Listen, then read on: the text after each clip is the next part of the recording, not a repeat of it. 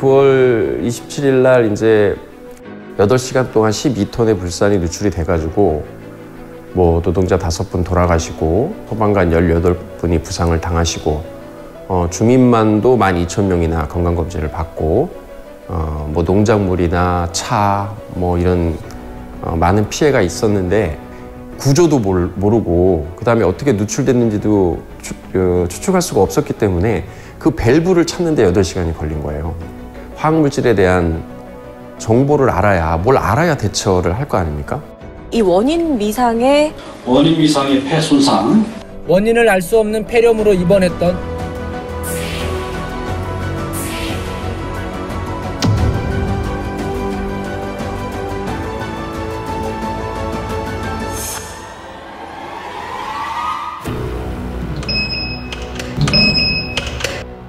저는 중앙 119 구조본부 특수대응훈련과에 근무하는 소방경 신병문입니다.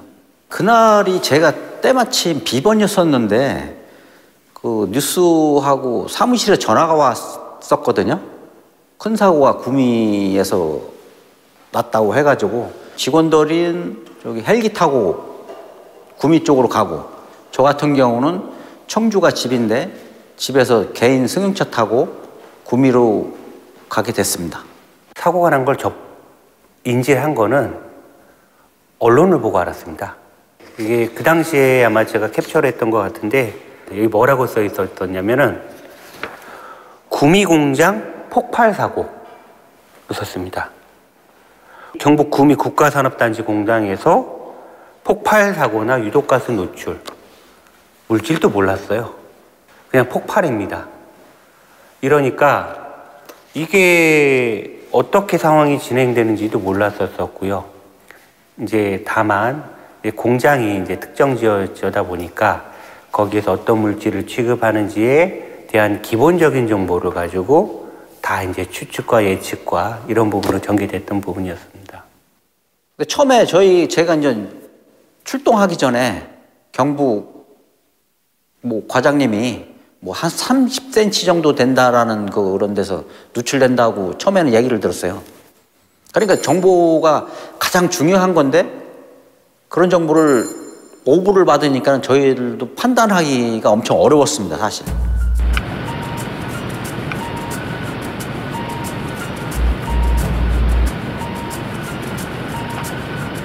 불화소가 계속 가스상으로 계속 자욱하게 덮여서 아무것도 안 보인다라고 하는 겁니다.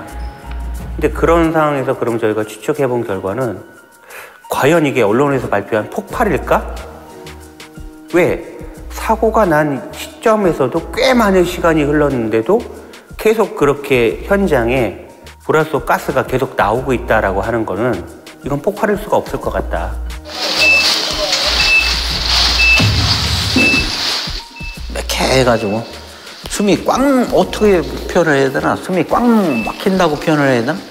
보호복도 같이 입히고 공기호흡기도 같이 차고 했는데 들어가자마자 바로 나오더라고요, 차 타고. 저는 죽었는 줄 알았어요. 축 늘어져가지고.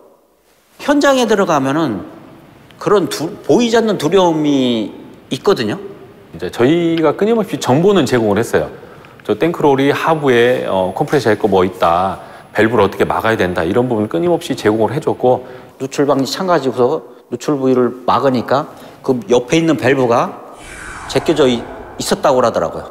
중앙일보가 마지막에 밸브를 닫았습니다. 막은 게 아니고. 그래서 그걸 짠 거 보니까 또 누출이 안 되고 해가지고 그렇게 해서 누출을 차단하게 된 사고 현장입니다.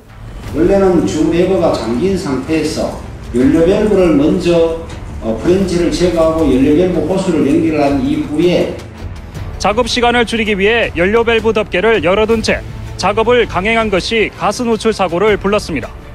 게다가 CCTV 화면에 찍힌 근로자들은 규정된 안전장구를 착용하지 않아 사고 현장에서 별다른 응급조치도 못하고 생명을 잃은 결정적 원인이 됐습니다. 경찰이 3주 만인가 발표를 했는데 원인이 노동자 실수, 오른쪽 다리가 건드렸다, 그래서 누출된 거다. 직접적인 이유는 맞지만 이중 체크 밸브라고 하는 한 번을 체크할 수 있는 잘못 연료도 그런 걸 썼어야 되거든요, 의무적으로. 그 탱크롤이, 그 위험물 탱크롤이는. 우리 집안에 있는 가스 밸브처럼 이거 개폐식으로 이렇게 돼 있어요. 올렸다 내렸다 이렇게. 노동자 실수죠. 전문가의 관점에서는 어떤 고민을 해야 될까요? 왜 그 위험한 설비의 밸브를 나사식이 아닌 개폐식으로 했냐. 이게 근본 원인이잖아요. 온통 3주 동안은 그 얘기였지. 농작물 뭐 이런 거 이만큼 피해를 봤다. 12,000명이나 검진을 받았다. 뭐 이런 내용만 나왔지. 노동자들에 대한 이런 생명이나 이런 노동자 생명에 대한 부분은 굉장히 등한시하는 보도 태도도 보였어요.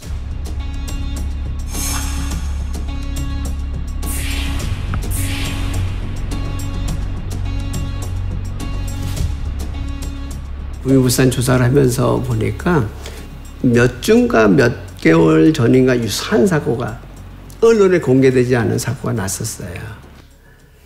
똑같이 밸브에 대한 문제로. 그래서 그때 하청업체가 요구를 했었어요. 밸브를 바꿔달라. 이거를. 근데 그냥 그대로 있었던 거예요.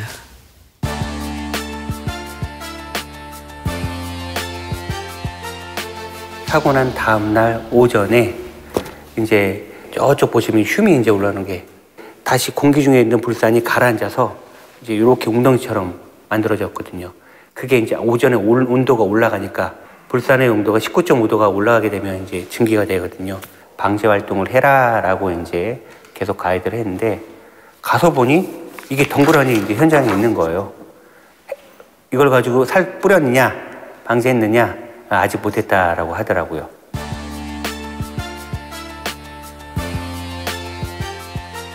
실제 그 당시는 그게 모호했습니다. 그런 화학사고를 국내 정부기관에서 누가 대응해야 할지가 굉장히 모호했을 때입니다. 특히 제가 그때 청와대에서 근무를 하고 있었기 때문에 이게 어느 부처 소관인지, 이게 환경부 소관인지, 노동부, 고용노동부 소관인지, 그 행정안전부 소관인지를 전혀 몰랐습니다.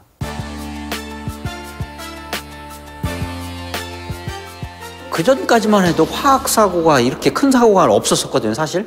우리 구조본부가 나가서 실질적으로 대응한 게 거의 첫 번째이다시피. 주민들을 다시 마을로 복귀를 시키고 나서 보는데 주민들은 계속 건강의 문제를 호소를 해요.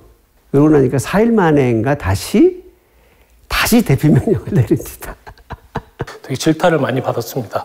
왜 경부를 해제시켰냐, 주민 복귀를 왜 시켰냐, 너네 데이터 때문에 그런 거 아니냐. 근데 그 당시에는 저희가 측정할 수 있는 장비가 검지가라는 장비 하나밖에 없었습니다. 공장을 갔는데 정말 너무 조용한 거예요. 그래서 경비실에 경비 아저씨가 계시길래 저 잠깐 들어가도 되나요? 그랬더니 누군데 들어오십니까? 이래야 되는 분이 일로 오세요, 일로 오세요. 왜 오셨어요? 그러면서 제가 이 불산 이번에 그 사고 때문에 좀 여쭤보고 싶은 게 있는데 일로 오세요. 내가 진짜 나도 물어보고 싶었는데 너무 내 앞으로 하얀 연기가 지나갔어요. 내가 그걸 봤어. 내가 먹었어. 그리고 저기 저 언덕 있지? 저 언덕 위에 저 나무. 저기 사람들이 와서 다 그걸 구경했어. 근데 나무가 말라 죽었어요. 목에서 피 나온다는 사람이 있다는데 우리 죽는 거 아닙니까? 이런 공포가 어마어마하게 형성됐고 그 공포가 임팩트 있게 전달된 것 같아요. 전체 사회로. 먼저 구미 피해 지역의 대기, 수질, 토양 및 지하수 등에서는 불산이 불검출 또는 기준치 이내로 검출이 되고 있습니다. 왜 환경부는 대기와 수질과 토양만 집중해서 조사를 했을까? 우리가 초점을 가졌던 것은 뭐였냐면 어딘가에 불산 흔적을 남기고 사라졌다. 흔적을 찾자. 그 흔적은 식물과 작물에 남아있는 겁니다. 불산이 아닌 불소 화합물로 남아있는 거예요. 뻥 하고 탱크가 터졌을 때 그 주변에 남아있는 불소 화합물의 농도를 가지고 그때 당시에 불산의 농도는 얼마였을까를 추측을 하는 거예요.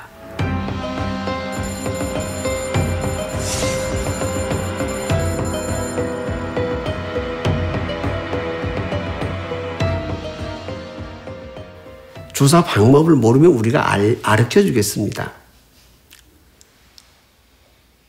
너무나 돌아온 대답이 너무나 터무니없는 대답이 돌아왔어요. 뭐였을까요?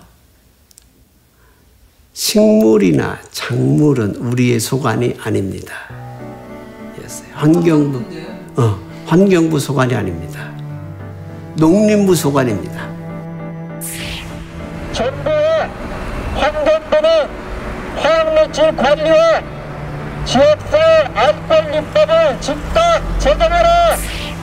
화학물질 유해관리 계획서를 주민들에게 즉각 고지하라. 화학사고 시 주민 통보 방법과 주민 대피 매뉴얼을 즉각 마련하라.